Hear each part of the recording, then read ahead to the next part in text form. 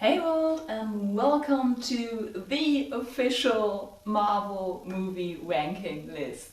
Nothing else matters, I am right, this is the best list. Great energy to start with. I spent the last 2 months rewatching all Marvel movies leading up to Endgame. Now, just to be clear, when I say leading up to Endgame, I mean like the story of the movie chronologically taking place before Endgame, not necessarily all the movies that came out before that. And in my opinion, since the multiverse has now been opened, the original Spider-Man movies and the Amazing Spider-Man movies actually take place right before Spider-Man No Way Home. So they're after Endgame, they're not included in this list, just making sure we're on the same page here. Now I thought about doing this in a tier ranking after I saw Seamus Gorman do it. I don't completely agree with him, but I liked his video. Then I realized, first of all, I don't know how to do that. I don't know how to do that. Second of all, that's not enough for me. If you're interested, my tier ranks would be unlikable character, neutral ground, tricky territory, fun movies, and best movies. And I did kind of start with that, but then I realized, you know what, no, I want a definite list. I want to rank each one of those movies. I want to see who's the worst and who's the best. And actually those ones were the easiest. Everything in between was really tricky. But yeah, let's get started, I guess. I'm gonna start from the bottom with something that no one's gonna be surprised about. My least favorite Marvel movie is Thor number 2. I don't like Thor, please don't come for me, I just don't like him as a character. That's why the last tier is called unlikable characters. Most of these movies, as movies themselves, are actually fine. Some are even good. I just hate the main characters so much that I cannot enjoy the movie. And for me that's it. If I hate the main characters so much. I talked about this in my Doctor Strange Multiverse of Madness review. I just cannot enjoy watching the movie if I do not enjoy the main character. So speaking of Multiverse of Madness, the second least favorite is Doctor Strange number 1. I didn't hate him as much there, but there was also the added bonus of me being unable to watch most of the movie as I was in Multiverse of Madness, because there was so much like just yucky, gross doctor stuff going on, and then some of the visuals with like the multiverse and magic stuff was really gross and yucky, and I couldn't take it. It made me feel bad. I didn't like that movie. The effects were really cool, but apart from that it just made me feel bad. I don't want to watch it again. So yeah, Thor 2, Doctor Strange number 1, then Thor 1. I actually enjoyed that one a little bit because at least at the beginning most of the characters are also annoyed by him, so at least for like the first third of it I can kind of sympathize. And then we get to Thor 3. Now this one is a really tricky one because I actually enjoyed the movie as a movie. There were so many cool characters, so much cool stuff going on the planet and everything. But oh my god, they mistreated Hulk so much. I'm actually thinking about doing another movie ranking of Marvel movies just based on how badly Hulk is mistreated. And like how little representation Hulk gets. Maybe I'll do that. Let me know if you're interested in that. But yeah, just most of the movie I actually really enjoy, and Tessa Thompson is so fucking good. And I like most of the Bruce Banner scenes, kind of. But then just the entire Hulk storyline is so butchered, and they drag him through it, and they make fun of him the most. Like, of all the movies, this one makes fun of Hulk the most. And it just makes me angry. Sitting in the cinema, seeing this movie, I was so close to standing up and either walking out or telling the entire theater how mad I am. Just thinking about it makes me mad. So yeah, that's that. And then the last one in the unlikely character territory is Captain Marvel. Again, the movie itself is great. I loved it so much, which is why it's highest up on this part of the list. I really loved her best friend. I really loved that Monica and like what we now know about her. Then watching the movie again made me even love her character even more. The alien stuff is really cool. The like multiple misguidances, I guess. The backstory of Nick Fury is so great. Like as a movie, it's amazing, and I really enjoy watching it. I just really, really, really dislike Captain Marvel as a character.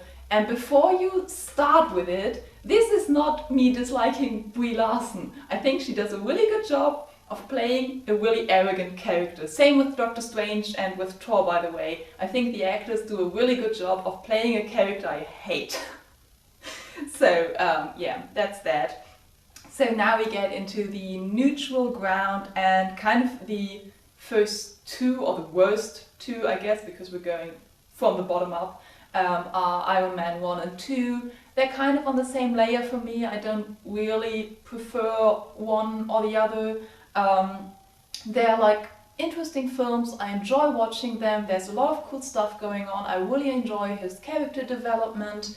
Natasha's in the second one, so that's really, really cool. And I actually think like some of the villains are interesting, some of the mechanics are interesting, like they're good films, I enjoy watching them. They're just not standout, special, important to me. Kind of same with Guardians of the Galaxy 2.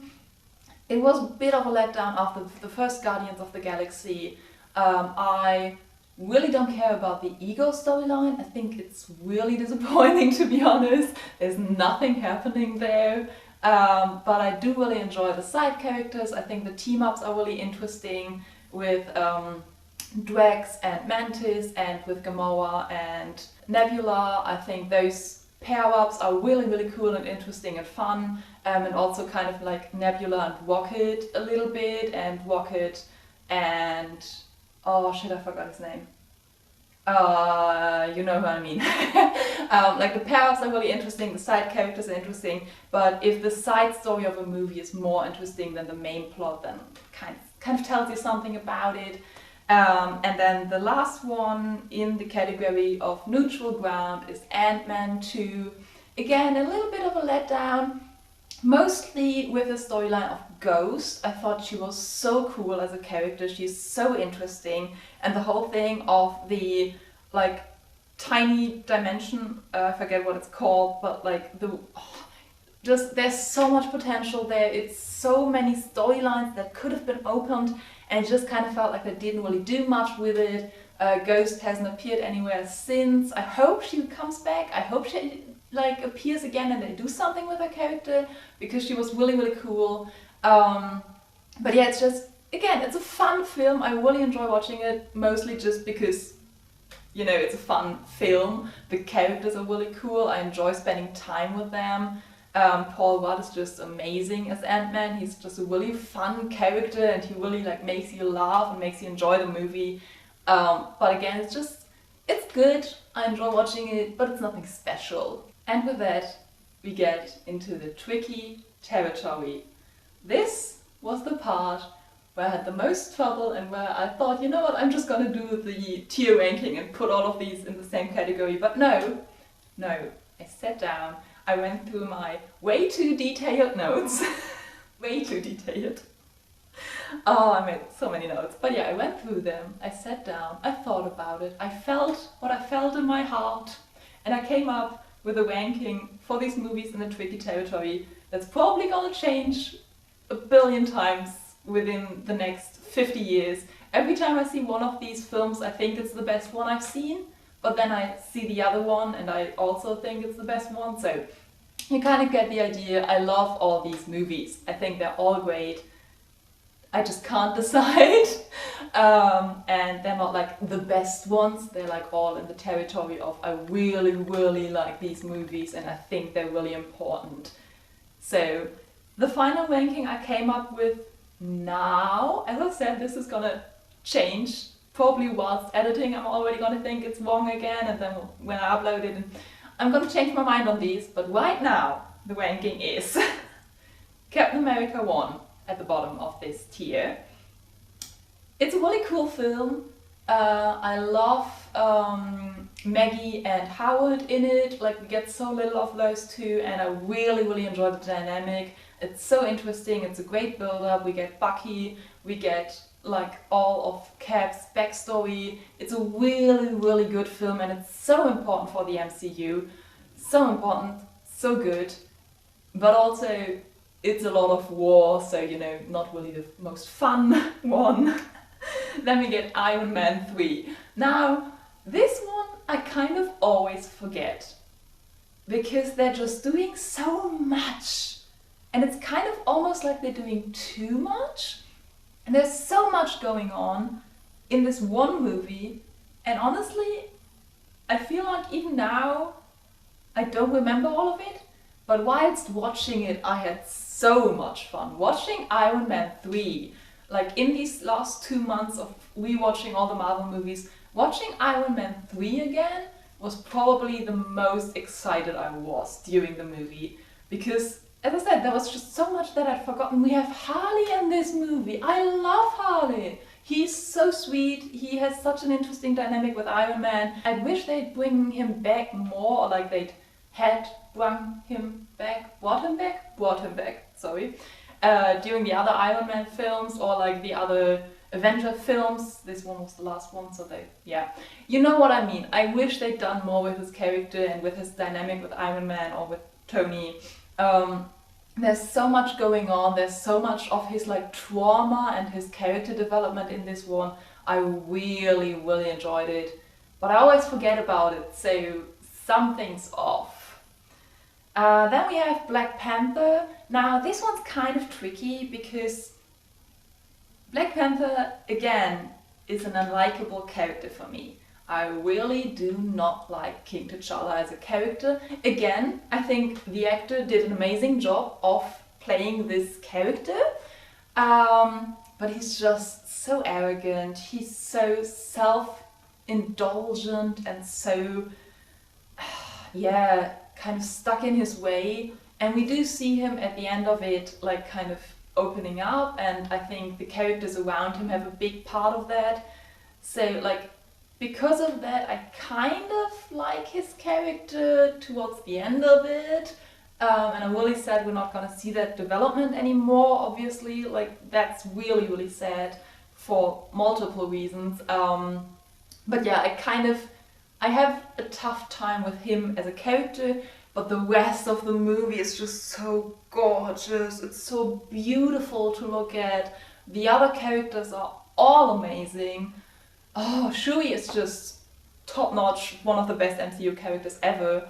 And just, yeah, really cool story. Also just playing with this idea of good and evil, and like actually maybe the bad guy is right, maybe we should listen to him, maybe he has a point. Like, that's just so unique and such an interesting way of telling the story, and such a good way of kind of going away from the normal Marvel storytelling. So beautiful, just beautiful. So we can excuse a little bit of an arrogant main character. And then we have Black Widow.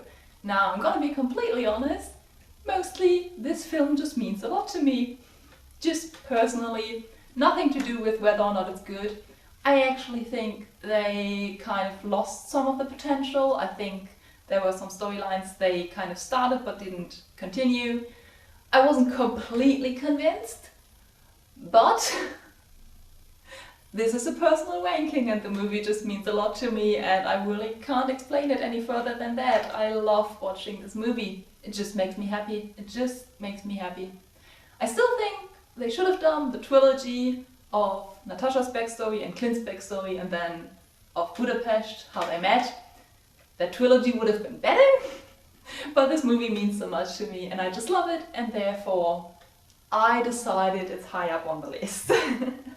And then again, the last two, or like the upper ones of the tricky territory, are again two that are kind of on the same level for me, and that's Avengers 1 and 2. I always like the one I just watched better. But Avengers 1 has Loki and Avengers 2 has the Maximoff twins, so like both of them have amazing characters that I love. Actually, maybe I like Avengers 2 a little bit more, because again you have the playing with who's really the bad guy, and then you also have Tony and Bruce working together, and you also have the Maximoff twins, mostly Pietro, who I love with all my heart and I will never get over.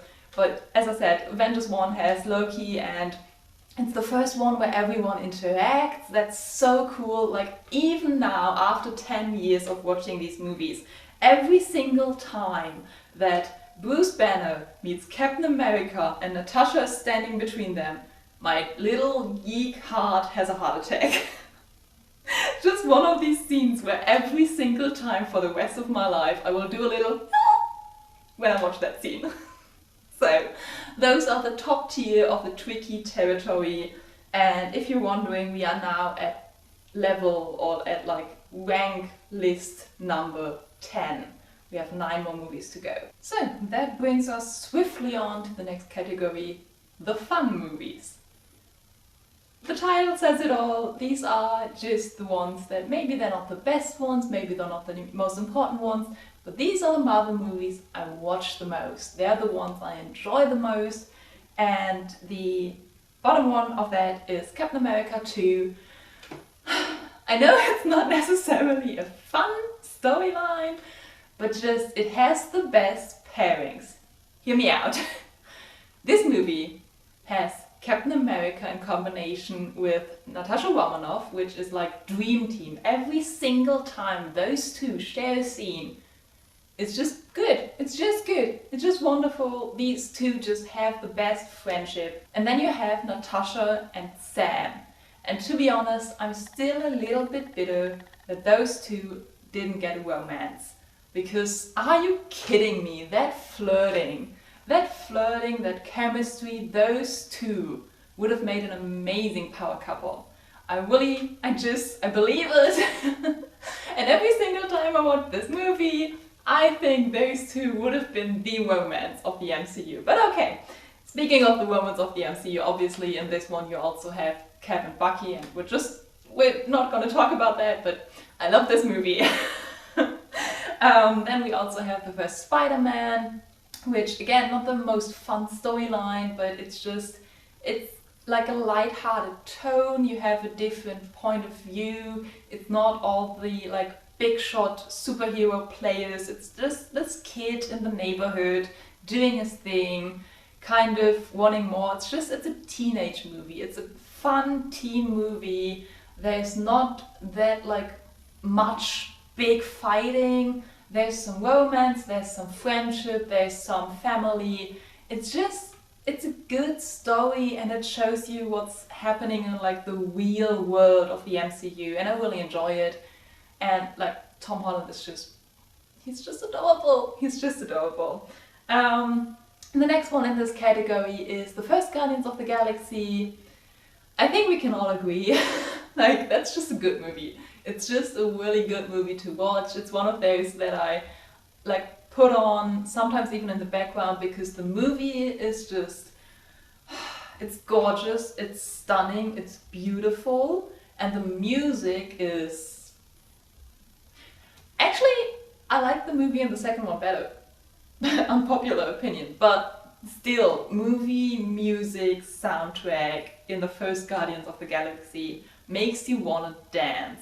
I oftentimes put on this movie whilst I'm doing like the dishes or like cleaning the house or something. This is just a good, fun, feel good, good time movie. Same with Ant-Man. Next one on the list.